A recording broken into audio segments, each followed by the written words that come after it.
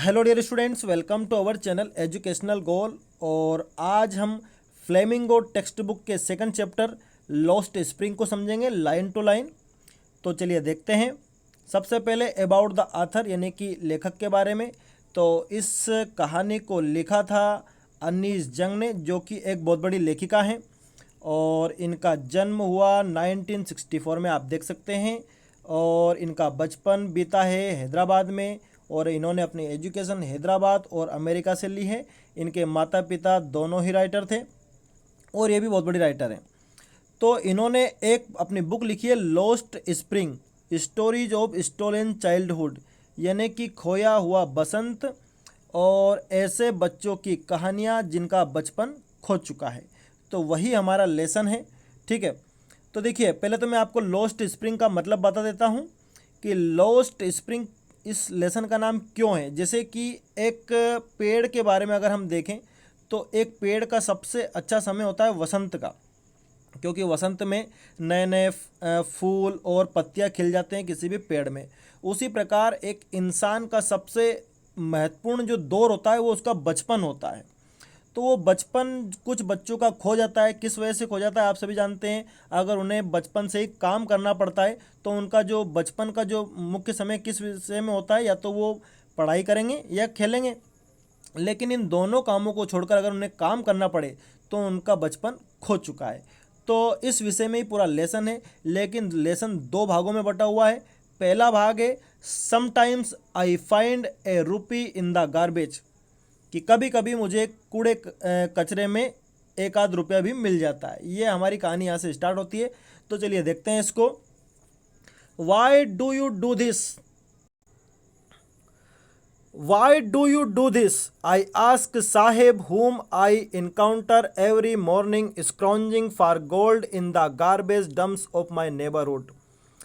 कि तुम ये सब क्यों करते हो, मैं साहेब से पूछती हूँ, जो रोज़ मुझे सुबह से मिल जाता है उस कूड़ा करकट में सोने की खोज करते हुए। गार्बेज मतलब कि कूड़ा करकट, स्क्रॉन्जिंग मतलब कि छाटना बीनना, ठीक है।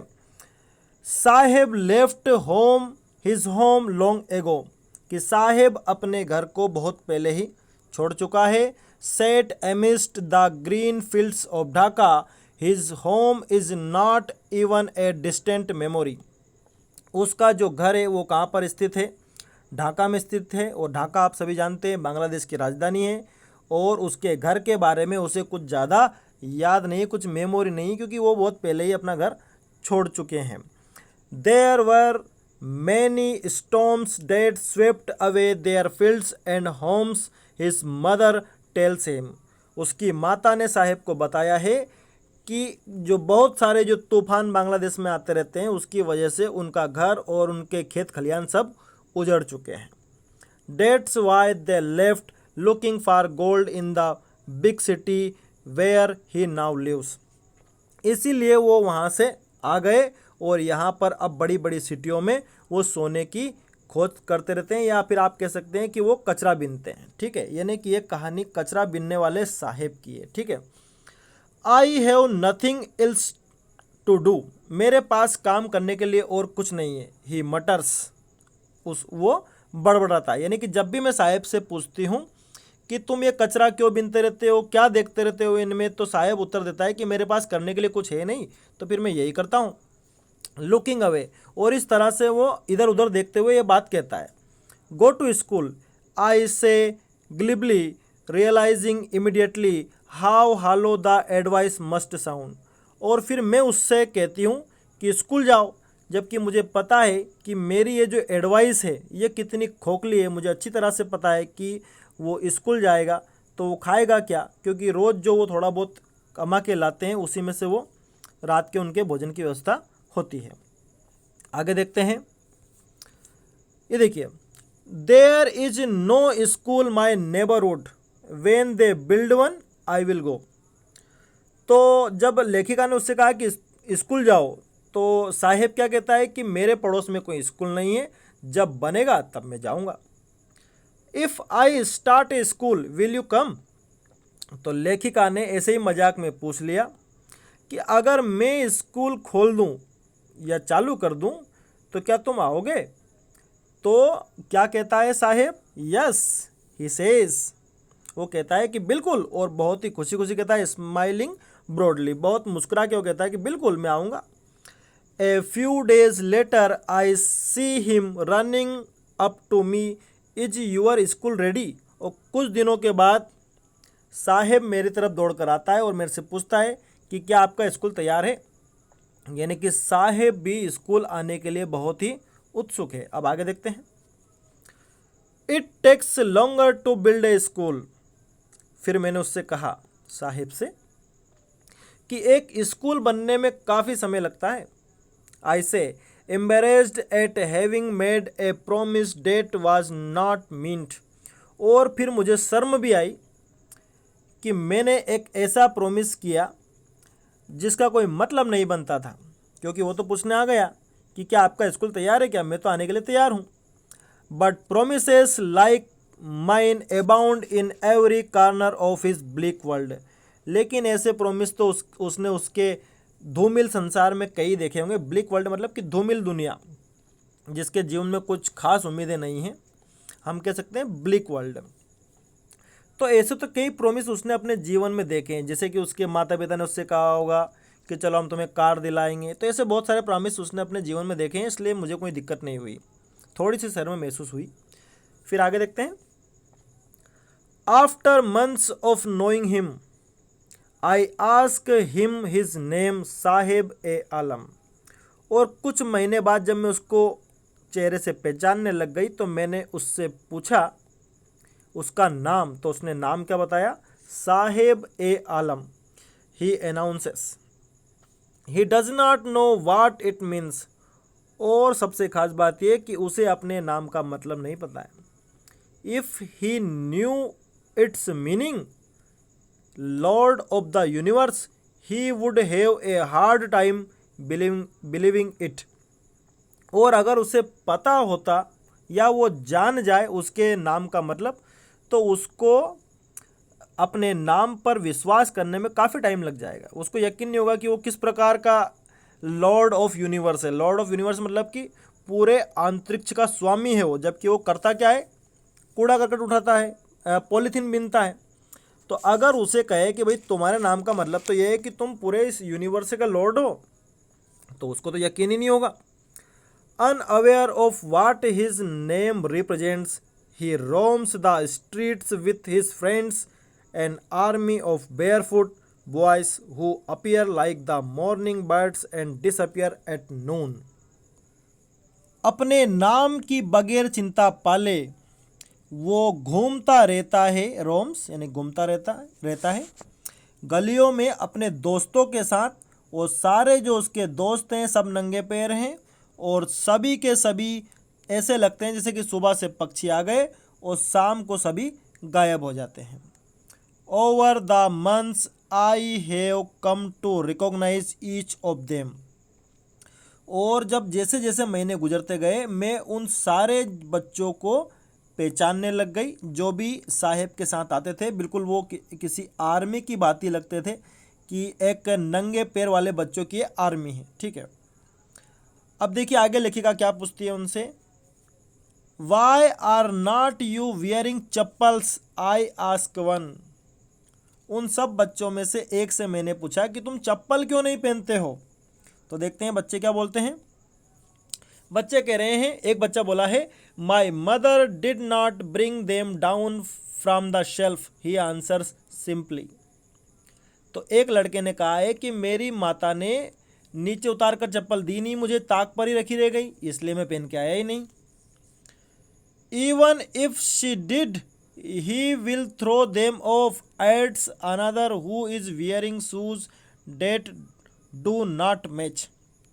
अब दूसरा लड़का बोला है कि अगर इसकी माताजी इसको चप्पल दे भी देती तो भी ये उन्हें फेंक देता, निकाल देता। दूसरे बच्चे ने कहा है जो खुद क्या पहना हुआ है, ऐसे जूते पहना हुआ है जो मैच ही नहीं हो रहे हैं।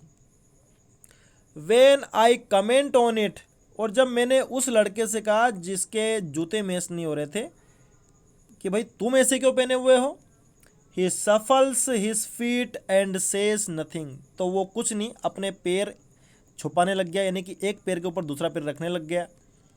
आई वॉन्ट शूज, मुझे भी जूते चाहिए, says A third boy who has never owned a pair all his life. अब तीसरा लड़का बोला है कि मुझे जूते चाहिए, जिसने अपने जीवन में कभी जूते नहीं पहने थे। Travelling across the country I have seen children walking barefoot in cities on village roads, यानी कि पूरे देश में यात्रा करने के दौरान मैंने कई बच्चों को हमेशा नंगे पैर ही पाया है, चाहे वो सिटीज़ हो चाहे गांव के रोड हो। It is not lack of money but a tradition to stay barefoot is one explanation. और ये पैसे की कमी नहीं है, बल्कि ये एक रिवाज है, ये उनका एक प्रमुख एक्सप्लेनेशन रहता है। यानी कि जब भी ये लेखिका पूछती होगी ऐसे बच्चों से जो भी उन्हें नंगे पैर चाहे सिटी में दिखाई दे चाहे गांव में दिखाई दे कि भाई तुम नंगे पैर क्यों घूम रहे हो, छोटे बच्चों से पूछती होगी, तो छोटे बच्चे या फिर उनके माता पिता जो भी उनको कहते हैं वो सभी एक ही बात बताते हैं कि ये तो हमारा रिवाज है, हम तो ऐसे ही रहते हैं। ठीक है, I wonder if this is only an excuse to explain away a perpetual state of poverty। मुझे आश्चर्य है कि ये सिर्फ एक बहाना है, एक एक्सक्यूज है उस निरंतर गरीबी की अवस्था से बचने का एकमात्र बहाना ये है कि हम तो हमेशा नंगे पैर ही रहते हैं। ये ऐसा मानती है लेखिका, है ना।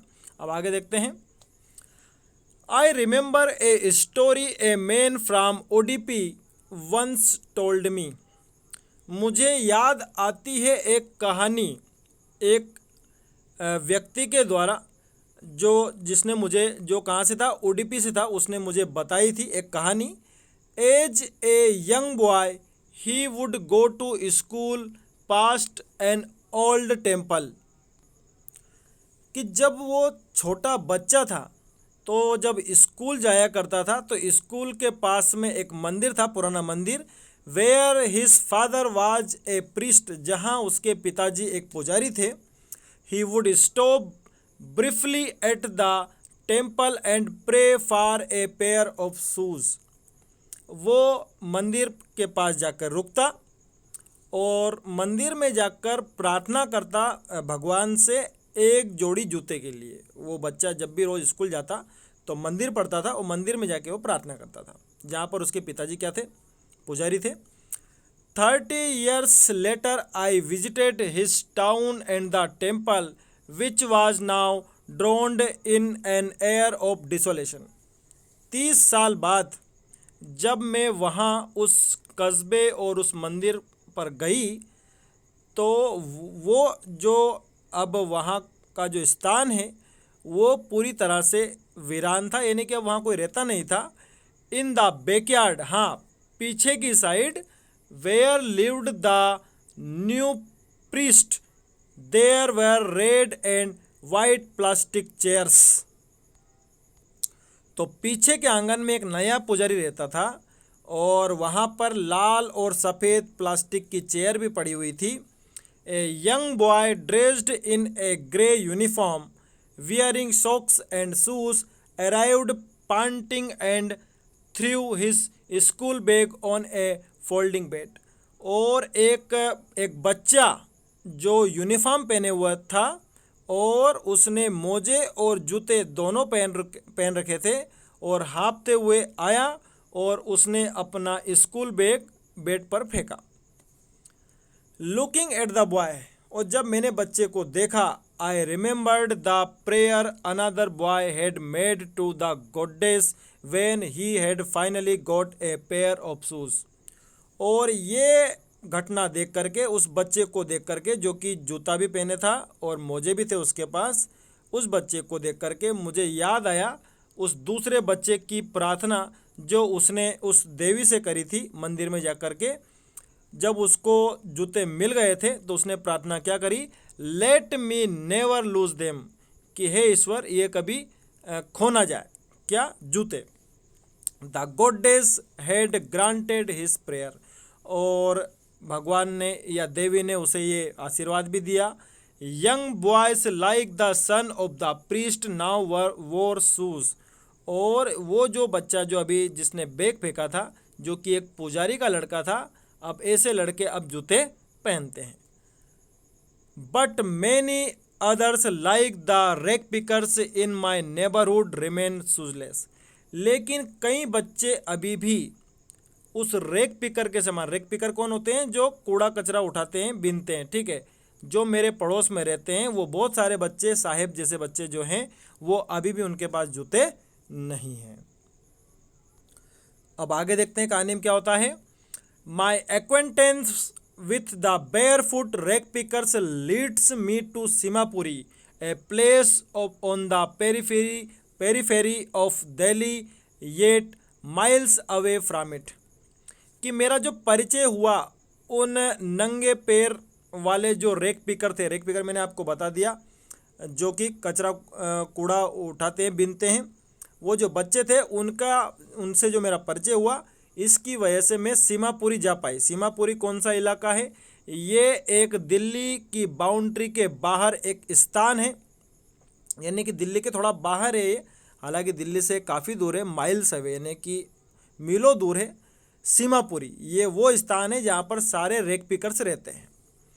मेटाफोरिकली यानी कि सिंबॉलिकली हम कह सकते हैं कि ये दिल्ली के बाहर का इलाका है। कौन सा? सीमापुरी, जहाँ सारे कूड़ा बीनने वाले लोग रहते हैं।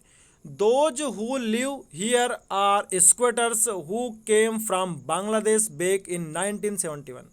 ये सारे लोग वो हैं जो बांग्लादेश से आए हैं और इन्होंने यहाँ की जो ज़मीन है यहाँ पर अतिक्रमण कर लिया है। ये जो खाली पड़ी ज़मीन थी, स्क्वेटर से मतलब क्या होता है? जो ज़मीन पर अतिक्रमण कर लेता है, ठीक है। Saheb's family is among them. और इतने सारे जो रेक पिकर आए उनमें से एक परिवार किसका है? साहेब का भी है।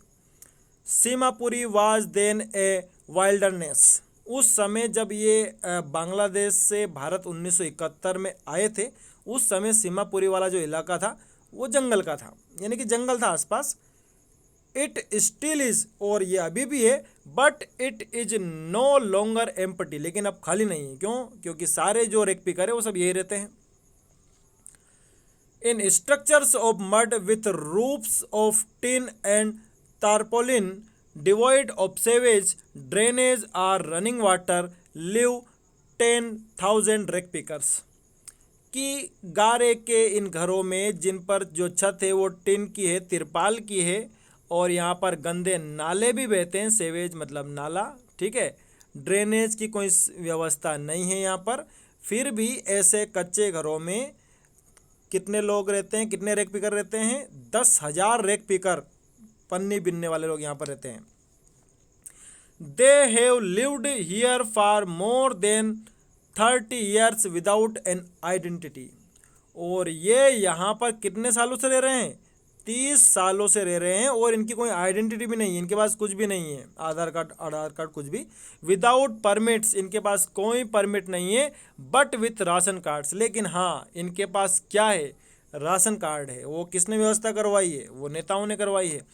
That get their names on voters lists and enable them to buy grain.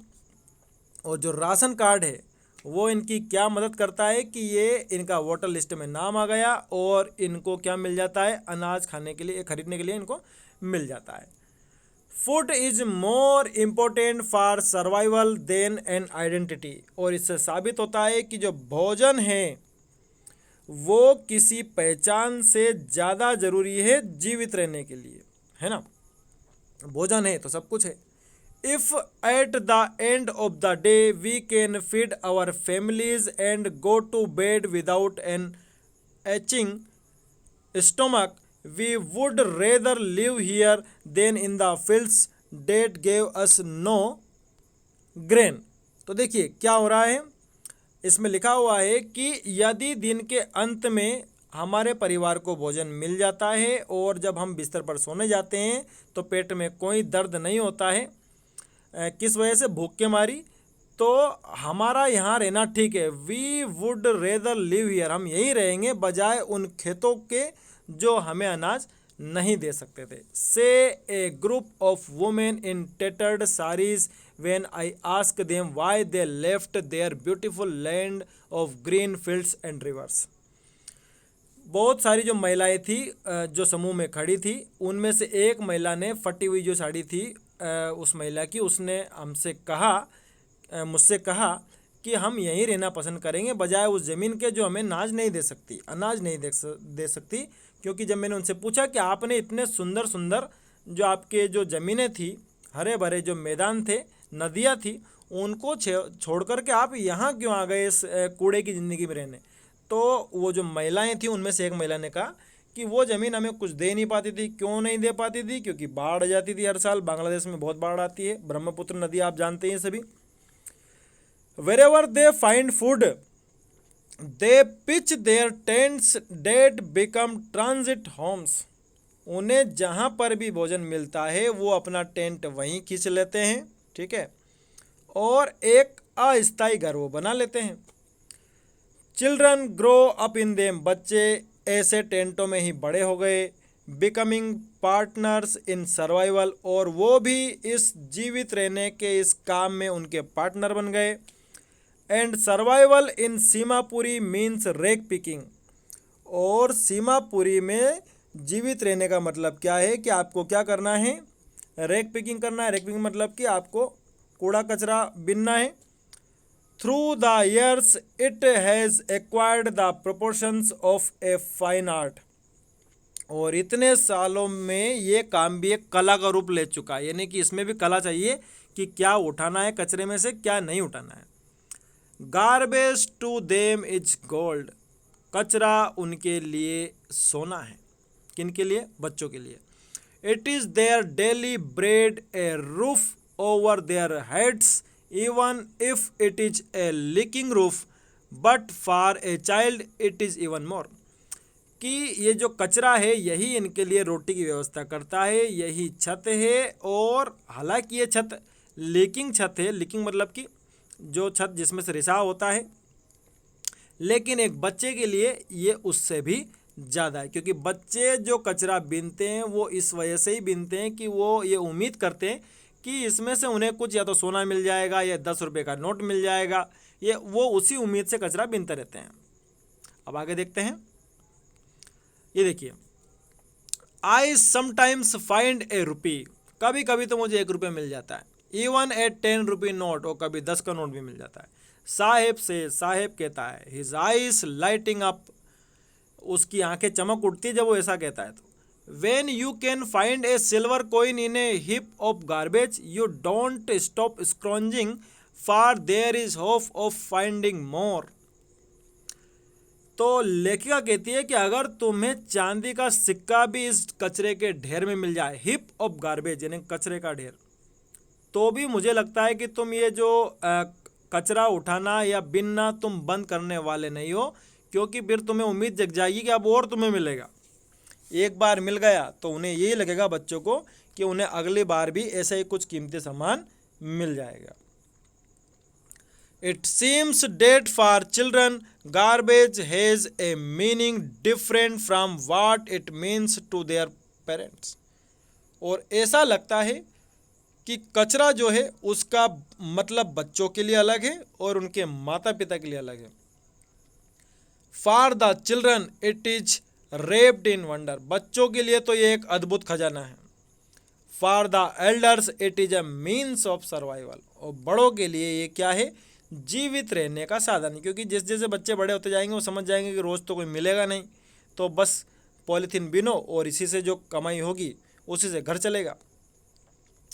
One winter morning I see Saheb standing by the fenced gate of the neighborhood club watching 2 young men dressed in white playing tennis। यानी कि एक सर्दी की शाम मैंने साहेब को देखा कि वो एक तार के जाले के पास खड़ा है। यानी कि जो बहुत सारे घर ऐसे होते हैं जहाँ पर आसपास बाउंड्री होती है तार की, तो वो वहाँ पर खड़ा होकर के क्या कर रहा है? 2 लोगों को जो कि सफ़ेद कपड़े पहने हुए हैं और टेनिस खेल रहे हैं उनको वो देख रहा है। अब वो क्या कह रहा है साहेब? आई लाइक द गेम, मुझे भी ये खेल पसंद है। ही हम्स, उसने कहा। Content to watch it standing behind the fence. और इस संतोष भरे भाव से उसने कहा, और वो मैच भी देख रहा था। और साहेब उस जो वो बाड़ा था, या आप कह सकते हैं वो जो बाउंड्री थी, उसके बाहर खड़े रह करके वो मैच देख कर कह रहा है कि मुझे एक खेल पसंद है। I go inside when no one is around. मैं अंदर चला जाता हूँ जब आसपास कोई नहीं होता है, तब मैं अंदर चला जाता हूँ। ही एडमिट्स, उसने कहा। The gate keeper lets me use the swing. वो जो गेट कीपर है ना, वो मुझे झूला झूलने देता है। यानी कि वो जो बाउंड्री है उसके अंदर टेनिस कोर्ट के अलावा और भी झूले वूले भी होंगे, तो वहाँ पर साहेब झूल के भी आ जाता है। Saheb too is wearing tennis shoes that look strange over his discoloured shirts and shorts. Saheb भी जो जूते पहना है वो टेनिस वाले ही हैं, हालांकि वो उसके ऊपर मैच नहीं हो रहे। क्यों मैच नहीं हो रहे? क्योंकि कपड़े पुराने हैं, फटे पुराने शर्ट हैं। Someone gave them to me, किसी ने मुझे दिए। He says in the manner of an explanation, Saheb ने खुद नहीं बता दिया कि ये तो मुझे किसी ने दिए हैं। The fact that they are discarded shoes of some rich boy. वास्तव में बात यह है कि ये वो जूते हैं जो किसी अमीर बच्चे ने फेंक दिए हैं। डिस्कार्डेड, फेंक देना है ना, छोड़ देना। Who perhaps refused to wear them because of a hole in one of them। शायद उस अमीर लड़के ने इसलिए रिफ्यूज कर दिया इन जूतों को पहनना, मना कर दिया इनको पहनने से, क्योंकि एक जूते में छेद हो गया था। अब वो अमीर तो लड़का था। For one who has walked barefoot, even shoes with a hole is a dream come true। लेकिन ऐसा लड़का जो हमेशा नंगे पैर ही रहा हो, उसके लिए ये जूते भी किसी सपने के सच होने से कम नहीं है। उसको ये परेशान नहीं करेंगे। डज नॉट बॉदर हिम, मतलब कि ये जो जूते हैं बने उस अमीर लड़के को अच्छे नहीं लग रहे हो, लेकिन साहेब के लिए परेशानी वाली बात नहीं है। उसके लिए तो सपने सच होने जैसा है। But the game he is watching so intently is out of his rich. लेकिन वो खेल जो देख रहा है ना, ये टेनिस वाला, ये उसकी पहुंच से बहुत ज़्यादा बाहर है। अब आगे देखते हैं। This morning Saheb is on his way to the milk booth. इस सुबह, यानी कि इस सुबह जो साहेब है वो मिल्क बूथ तरफ जा रहा है। In his hand is a steel canister, और उसके हाथ में आज जो वो चाय ले जाने का जो होता है, चाय के जो गिलास ले जाने का जो कनिस्टर होता है, वो उसके हाथ में। I now work in A tea stall down the road. अब मैं एक चाय की दुकान पर काम करता हूँ। इसे वो कहता है, पॉइंटिंग इन द डिस्टेंस, एक दूर एक जो दुकान थी वहाँ पर इशारा करते हुए कहता है कि अब मैं वहाँ काम करता हूँ। I am paid 800 rupees and all my meals. मुझे 800 रुपये मिलते हैं और भोजन भी मिलता है। Does he like the job, क्या वो उस नौकरी को पसंद करता है? लेखिका ने पूछ लिया साहेब से। आई आस्क, मैंने उससे पूछा। His face I see has lost the carefree look.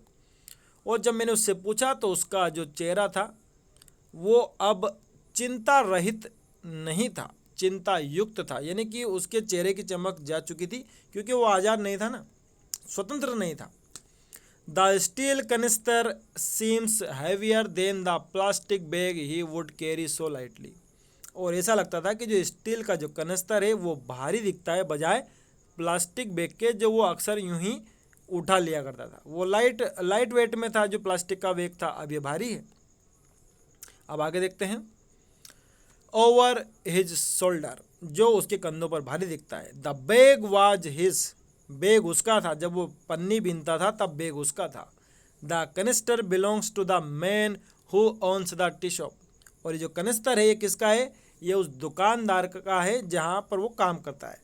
Saheb is no longer his own master. अब साहेब खुद पर शासन करने वाला नहीं रहा है, वो दूसरे के यहाँ काम करता है। ठीक है, अभी जो सेकंड पार्ट है उसमें हम देखेंगे I want to drive a car. इसको हम अगले भाग में देखेंगे।